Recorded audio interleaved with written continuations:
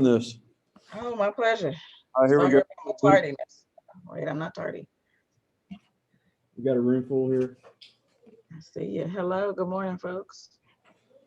All right, so we did look at the Preston Center website, and we looked at some other recreational websites. So before we get into what all you guys actually do, can you talk a little bit about how you got into it? Because I think you got a cool story. So my background.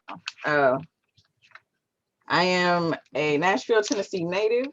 I was a 5-sport athlete in high school, and I went to Austin Peay on an academic scholarship. And part of my academic scholarship required me to have a job on campus. And as someone who enjoyed sports, I figured, why not get a job at the rec center? So I did, and it sucked because it was at 6 a.m. I had to be to work at 6 a.m. and I am not a morning person. But that's the only spots that they had open. Sorry, let me turn my ringer off on my phone. I apologize for that. And so it was just something to do. I thought, well, my plan was I was pre-physical therapy when I got to college. Decided I didn't like science as much as I thought I did. So instead of being a doctor, I got my degree in healthcare administration. I was going to run the hospital. Working in recreation or in the rec center since a freshman. When I graduated, our director offered me, we were opening a new facility. And so our director offered me a facilities graduate assistantship to get a free master's degree. It's like, cool, free master's degree, more money when I get this job as a hospital administrator. And then he started taking me around to all these conferences, the NERSA annual conference, ERSL, regional conferences. My first conference he took me to, I don't know if y'all ever heard of Mall of America, but they shut down Mall of America for NERSA. And I was like, this is a big deal. I get paid to have fun because that's what recreation is, right? To me, it's fun. Hold on one second, Candice. I'm sorry. All right, go ahead. I'm sorry. So I was like, hey, I get paid to have fun. So that's what I did. I decided that campus recreation was going to be my profession. And I have been working in that profession now for, God bless it, 20 years. Wow. Yeah. Started in, well, not a full 20, started in October of 2001. So Oh, you're almost there. I'm almost there. I did my undergrad and graduate work at Austin Peay. As I said, I did a year professional at Austin Peay before landing a job at University of Missouri, Mizzou, Rec Services and Facilities. I was there for 4.5 years, working my way from coordinator to interim assistant director, before getting the position that I am currently in, going on 8 years now at Western Kentucky University as the assistant director of facilities. In Bowling Green, Kentucky, home of the Corvette. Home of the Corvette. Yeah, they don't know. Bowling Green is where they make Corvettes. It's the only place in the world that they make Corvettes. That is true. I've actually been to that plant. Now we did look at a couple of websites, and I think a lot of people don't understand what all these programs entail, because obviously you being a Steve Ray disciple and me as myself, Southern Miss right here in Mississippi has one of the top campus recreation programs in the country, as well as Mississippi State, Ole Miss, and our friends at Jackson State as well, which is hosted the RSL conference. So can you talk a little bit about, one, what these programs offer, two, even if somebody doesn't want to get into this full time, the benefits that they could have as a student employee in college while they're there? Absolutely. So the benefits, well, what we offer, first of all, we're your source for fun on campus, right? Your source for relief. Our slogan here at Western is we're where the student body develops. So in the classroom, your mind is developing, right? Campus recreation reaches all 8 facets of wellness. Okay, so we work with you with your physical well-being, your mental well-being. We partner with financial groups on campus to offer financial well-being seminars and trainings and things of that nature. So we're the open recreation for the folks who want to come in and shoot basketball or play volleyball on their own. We've got the fitness centers, weight rooms, group fitness classes. For those that like free recreation, for the people who like a little bit more structure, we've got boot camps and personal training. Specifically within this department, we have massage therapy, we have a dietitian. At Mizzou, we had a full spa. So you go to the rec center, get your nails done, get a massage, get a facial. And I oversaw that as well, along with another one of your Southern Miss friends, Jackie McCarty. Yep, that's my buddy. So we oversaw that when we were working together at Mizzou. Another thing that is offered here, we have what we call the Well U program. It's a student wellness initiative that offers scholarships for students who put their wellness first. So you participate in intramurals, you're going to group fitness classes, you're attending seminars on well-being, whether it's mental, social, financial, whatever. You're attending those seminars, you get credits. You get a certain number of credits, you earn scholarships, whether it's a book scholarship, $500 towards your tuition, free iPad, whatever. You can earn points to build up to that. So our program wants to make sure that while academic affairs is taking care of making sure that you are educated, student affairs is making sure that you're enjoying your time away from home, because this is your home for 4 years or 6 years, because now the average person graduates anywhere between 4 and 6 years of college, right? So between 4 and 6 years while you're on our campus, this is your home. We want to make sure that you're enjoying your time here, right? So that's part of what we do. What was the rest of your question? About all the ways you guys use student employees, because as far as I know at Austin Peay, we were the largest student employer on campus. Right. I'm sure at Western it's the same way. Similar, very much so. But it's between us and housing, which is typically how it is on most campuses. This year, everybody's numbers are low, but typically we employ between 150 to 175 students a year on campus. Not all of them want to work in campus recreation as a profession. Many of them have other aspirations. They're exercise science. They want to go into physical therapy. We've got a lot of nurses that work for us, a lot of business majors. We have a marketing department, because of course we have to market all of what we do for campus. So we have a lot of graphic design students. We have a lot of journalism majors that work for us within our marketing department to help to get that experience. So even if recreation is not your passion or where you want to spend your time, there's always a ton of transferable skills that you can learn here, whether it be the customer service, time management, money management. And within our department, we have a student employee board that puts forth different, what do our students like to call them? They're kind of, we have an all staff meeting where we give you the skills to excel in your job. We have life skills classes. So we'll bring in someone from the finance department to talk about budget managing with our students, right? We'll bring in someone from our ACDC, which is our basically career development center on campus, to talk about interview skills. We do resume workshops. So there are tons of opportunities for transferable skills that you learn here. Conflict resolution is a huge one. Because we're in an athletic Yes, we had some good ones arena. back in the day now. Huh? We had some good ones back in the day. Yes, we did. God bless. I was not as calm back then as I am now. Oh, the same.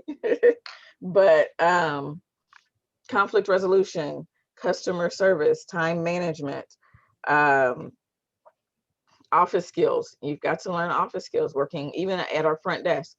Um, that is, they're responsible for the security of this building. All of our staff are required to be CPR first aid certified. So that is a skill that most jobs, no matter whether it's corporate or blue collar, they're gonna love to see that you have that certification on your resume. Right. As a graduate student, because we do employ 12 graduate assistants, which means they are getting paid and their tuition paid to work for us. So we pay their tuition and they get a stipend.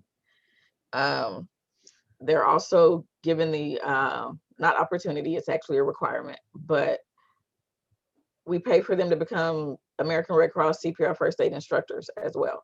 So Oh, that's wow. an additional benefit to their certification and their skill set.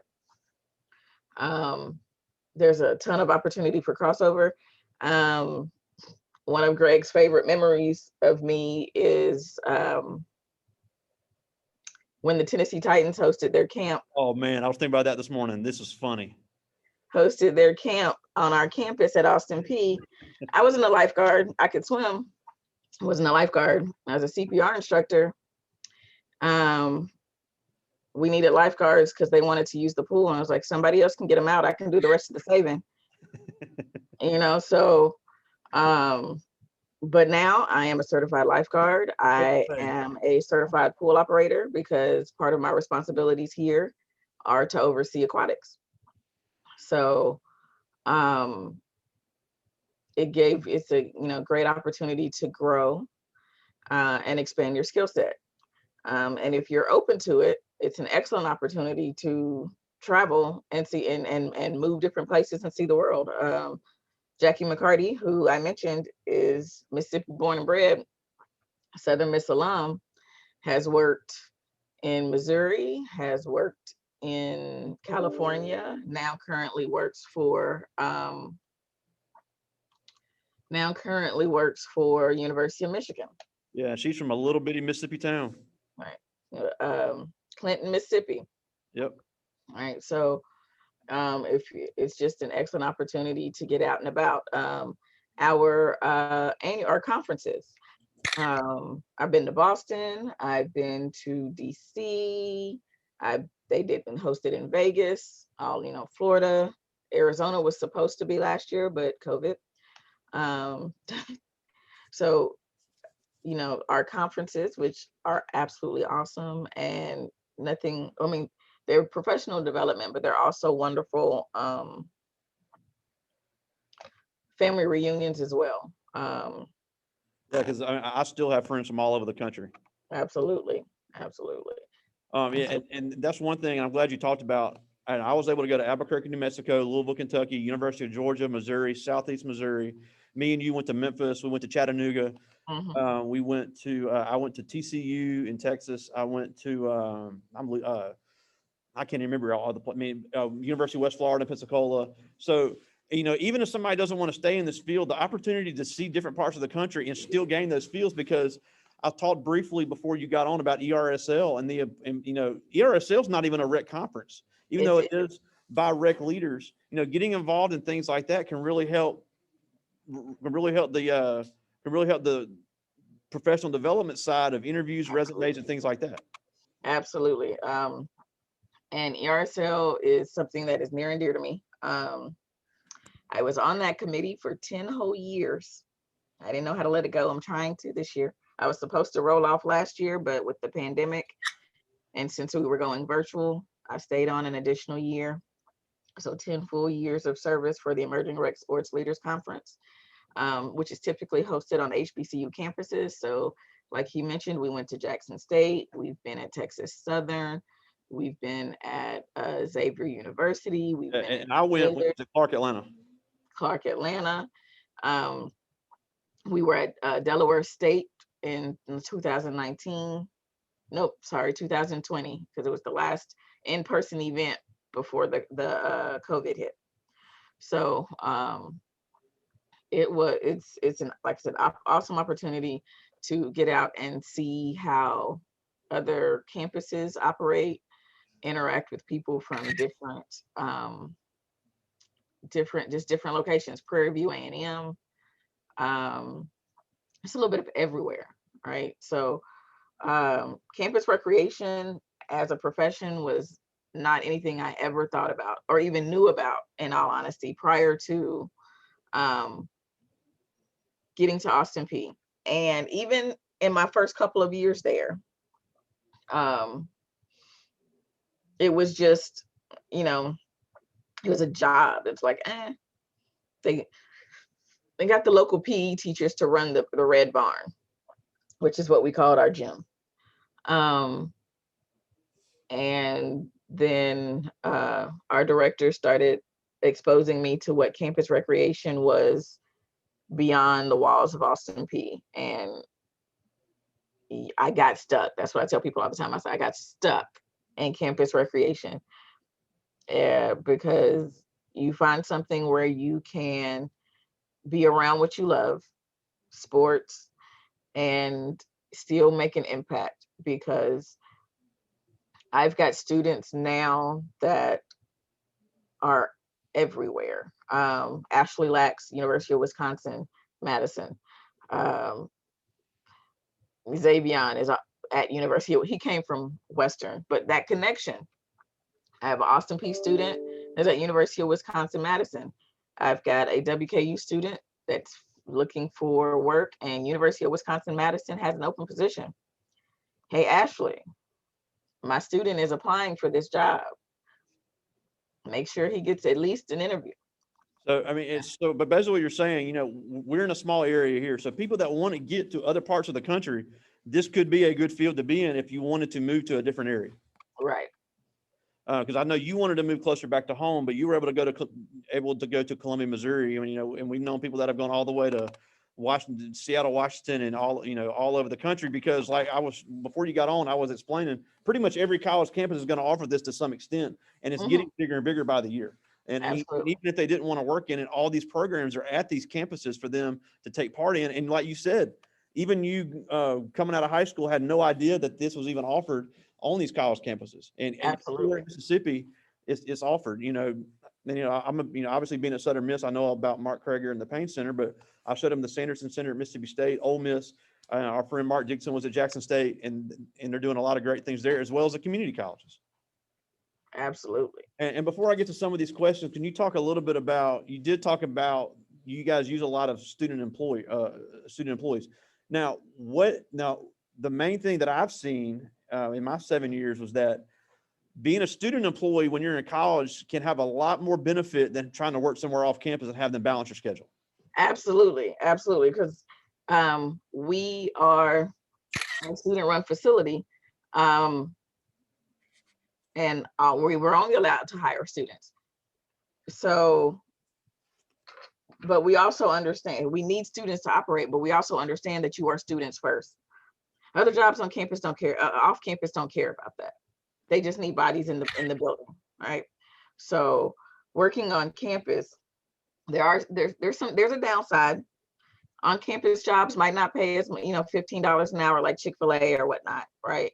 But they're going to work with you and your schedule. You're going to have a good network of people to make those connections on campus, especially if, I'm introverted. I'm not really great at going out and making friends. You're going to make those connections with your peers, your coworkers on campus that is going to spread to your life outside of the rec center, and make friendships outside of the rec center. Because like Greg said, some of my closest friends are folks who used to work with me in the rec center. Some of them are now have married into my family, into the rec center. So from the rec center. So those connections are bonds that last a lifetime. But as far as working on campus versus off campus, we put your student life first. Absolutely. So classes, exams, things of that nature, we make accommodations for those things. Now, we don't let you take advantage of us. we're going to treat you like an adult. We expect you to communicate.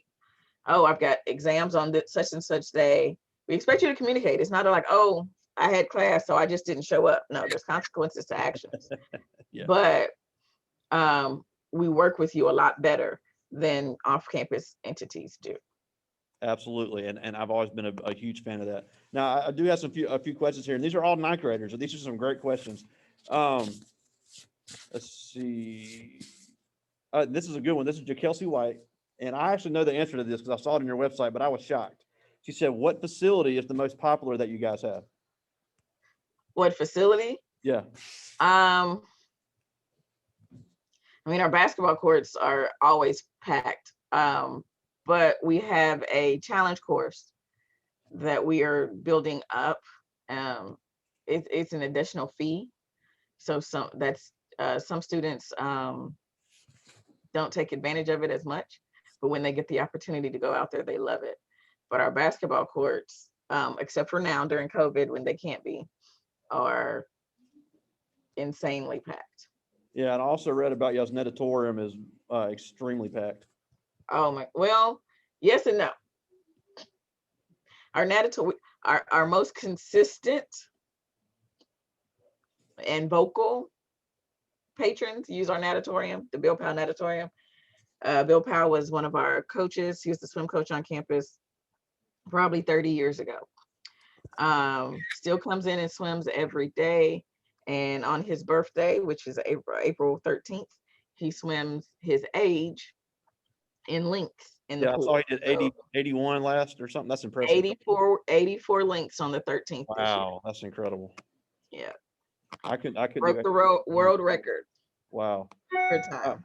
This is Jakelia Crowley, and she asked, "What's the toughest challenge you face in your job?"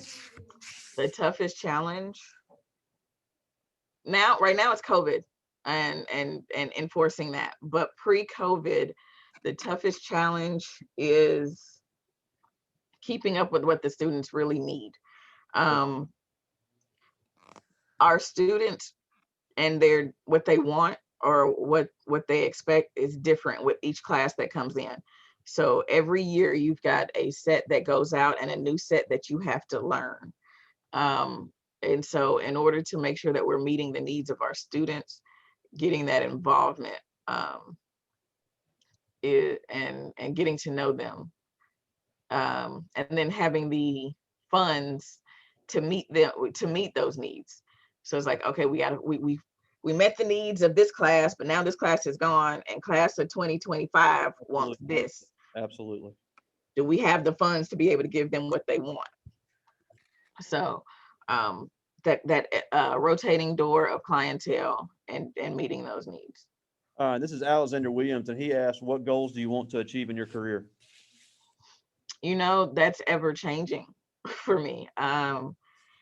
Anyone who's known me has known that I've always said I don't want to be a director.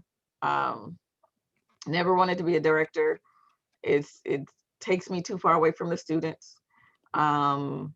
And there's a lot of political garbage that I'm not fond of, that directors have to deal with. But with Steve Ray announcing his retirement, oh, wow. Yep, June 30th is his last day. Oh, wow. The thought is like, oh, I've received the question multiple times, Candice, are you the next one up? And I'm considering it now. A lot more than I ever have in the past, but awesome. No matter what you do, you definitely qualified for it. Well, I appreciate that. But my main goal has. All right, go ahead. My main goal has always just been to make an impact. Oh yeah. Right. To make an impact with the students that I serve, whether they're the ones that report directly to me, whether they're the students who I serve as advisor to their organization. I'm advisor to like 5 different organizations on campus, 4 or 5 different organizations on campus. And still advisor to one organization at Austin P. Oh. But is to make an impact, and make a difference, help students find themselves and what they want to do. And I do that here, and I do that through the nonprofit. I sit on the board of a nonprofit in Nashville. That's their focus as well, is preparing teenagers, so your age group, Okay. to make positive life choices, with equipping them with the tools to make positive life choices. So Uh, I am the director of academic programs for Empowering Inc., okay. nonprofit in Nashville. All right, and this is Patricia Evans, and she asked, "What's the least favorite part of your job?" Right now, it's the pool. I I don't have an aquatic background. I say this, when I applied for the job, in the interview, they asked me, what is going to be the least favorite thing that you do with this position? I told them the pool. I The first mean, thing I would people do don't is realize the amount of skills that goes into that. It's extremely difficult.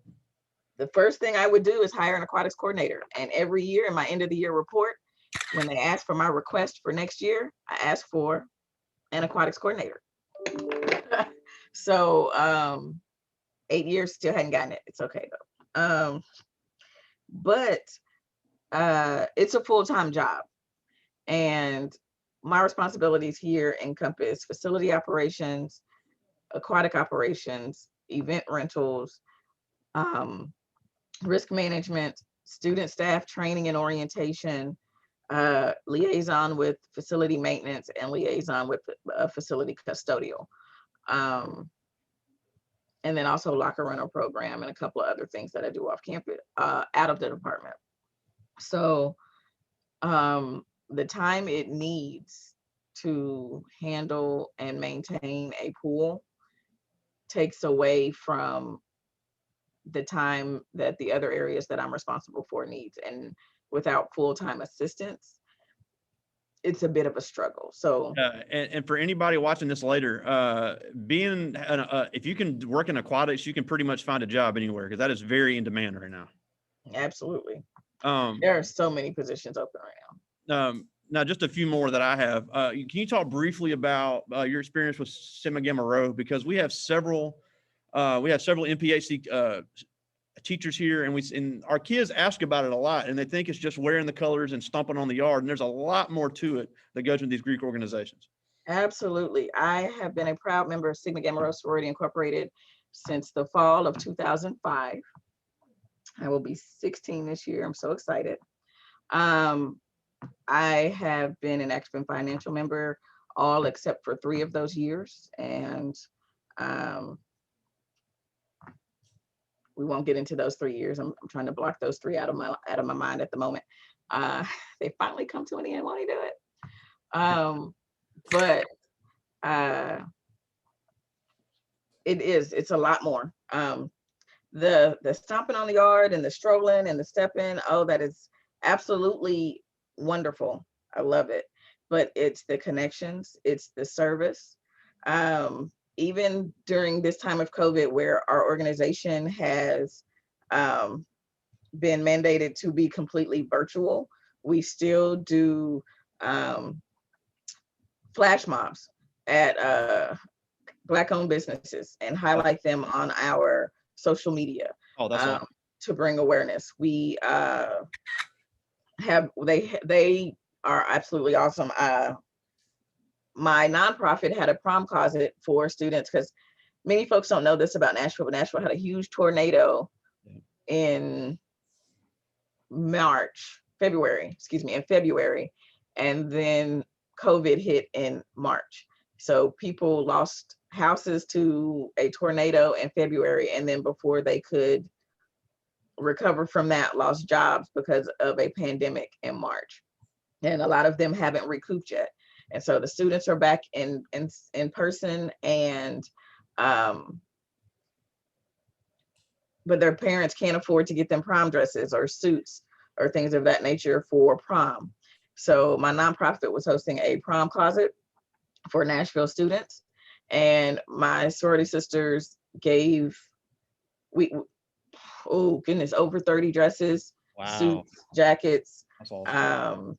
shoes towards this. They just you know, my kid don't need it no more.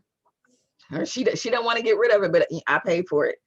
And these kids are more in need. We can go out and get more. These children can't. We have tons of programs. Our Swim 1922 focuses on teaching Black and brown bodies to swim, because a lot of us will play in the pool, but we don't know about that water safety. So it's a focus on making sure that Black and brown communities understand the benefits of water safety, water health. So swimming as an exercise, or even water aerobics as an exercise. And it goes as far as teaching the class to hair care, because I know a lot of Black, I'm not messing up my hair, getting in the water and this, that, and the other because of that chlorine, right? So how are you maintaining your hair so that you can get these skills and get that exercise, right? We Hattie McDaniel, first Black female to win a Oscar as a member of our sorority, and we have our Hattie McDaniel Breast Cancer Awareness Month. She also had breast cancer, so that's why it is named for her. And we work with different breast cancer organizations across the country to donate and to educate women across the country. So while the strolling and the stepping, and anybody who knows Eshiro, Shake That Monkey is our jam, is fun, and I still do it almost 16 years later. It's about the work that you put in, the service to the community, and the true sisterhood that happen, that is there. Yeah, and that would be this, and that'd be the case for any MPHC, any of the Divine Nine. But we have a lot of adults here that are members of Divine Nine organizations. I just think it's important to know that it is so much more than just wearing the colors and strolling. And now, just real quick, can you pitch your website real quick on your jewelry sales? Oh yes. So I am a serial entrepreneur. So I have actually a couple of different businesses. But if we're pitching businesses, I have been a paparazzi consultant for 3 years now. And my paparazzi is inexpensive jewelry, $5, $5 jewelry sets and whatnot. Lacedbycandy.com is that website. I also have a t-shirt business with my sisters. Greg knows one of them, Adrian, and my sister in love. We don't use the in-law, but my sister Janelle started a t-shirt company, and it is called Tattoo Dada, Swahili for three sisters. And that is tattoodada.com. And you can jump on there and check out our shirts, jump on lacedbycandy.com and check out the jewelry. It ships directly to you. And yeah, that's me. Like I said, I don't know how to sit still. So I work a full-time job. Oh, I'm with you. Work 2 side hustles and volunteer my time with the nonprofit because. Oh, yeah. And I feel you now, and we're almost out of time. I appreciate you so much doing this. But real quick, even though you did grow up in Nashville, you still grew up in a Black community in the Southern United States. Me and you were close to the same age, but you still became extremely successful. So, what advice can you give to everybody in this room that looks just like you do, growing up in a similar type area, even if they have no aspiration to ever work in recreation? What can they do to have a past similar to yours? It's all about you, and what you want to do. You have to find that drive, that focus, find your passion, and go for it. I was blessed. I had 2 parents. I had a network of people who wanted to see me succeed. But everybody doesn't have that. I have a lot of friends and family who didn't. My cousin, and I call her my rich cousin, because she wealthy. We were joking about it on our family Zoom call on Sunday night, driving her Alfa Romeo with her this and going to always traveling and all this other stuff. Single parent home, but it's your focus. What I want for me, don't listen to what people can't do or tell you can't do, right? Because you tell your big dreams to small-minded people, they're going to do their best to tell you why you can't do it. Oh, it's a great quote. Right? Don't You had some listen to applause them. in the room on that one. Thank you. But don't listen to them. Just because you can't see it don't mean I can't. That's my dream. It ain't yours. It wasn't for you. God gave that to me. He didn't give it to you. That's awesome. They're going to find you a group of people who are going to build you up. Everybody isn't meant to go with you. And some folks you got to learn to love from a distance. I still love you, but I don't have to listen to the negativity that you feed into my life. I can love you from across the room. Okay. That's you awesome. Stay over there. That's awesome. But you're winning. Yeah. And we thank you so much for doing this, but we are out of time, but we have recorded this. So several hundred students are going to be able to see this and really get a glimpse into what campus recreation can offer, not only from a career standpoint before a student going to college anywhere in the country. Absolutely. So, and we thank you so much. It's so good to see you. Please give Adrian my best. I will. I'll tell her you said, hey. And give Big Daddy a big hug for me. Will do. I'll tell him you said, what's up. All right. Appreciate it, Candice. Talk to you later. See ya.